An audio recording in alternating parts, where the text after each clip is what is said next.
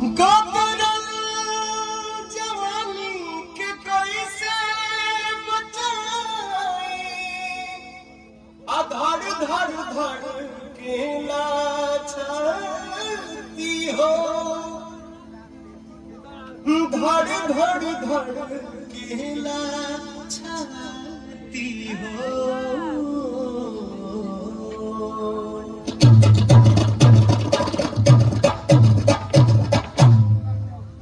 बड़ा चोलिया में बड़ा चोलिया में होता दूध दूधिए राजा बड़ा चोलिया में होता दूध दूधिए राजा चढ़ल फागुन के रंग सिहरला सब फागुन के रंग सिहरला सब हमार फेल भइल चाचा सारा बुद्धि राजा बड़ा चोलिया में होता दूध दूधिए राजा बड़ा चोलिया में होता दूध दूधिए राजा।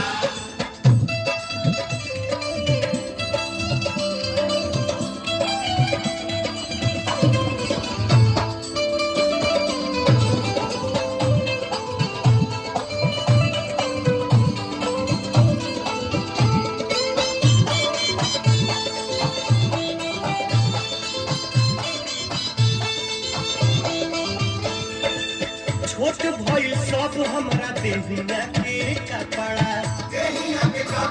हो देहिया के कपड़ा घर से निकल ले तो हो जाता लफड़ा हो जाता लफड़ा जल्दी गमन करावा अपना भीरी तू बोलावा जल्दी गमन करावा अपना भीरी तू बोलावा जाने कब तू होले पर हमर सुखी राजा बड़ा चोलिया में होता खुद भूखिए राजा बड़ा चोलिया में होता खुद भूखिए राजा।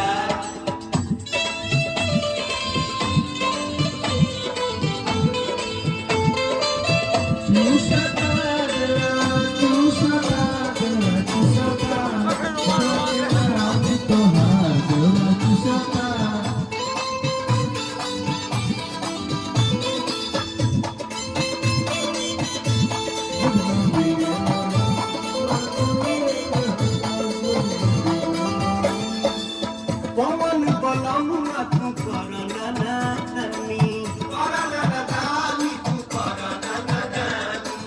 कैसे कटी होली असुबह पूछतानी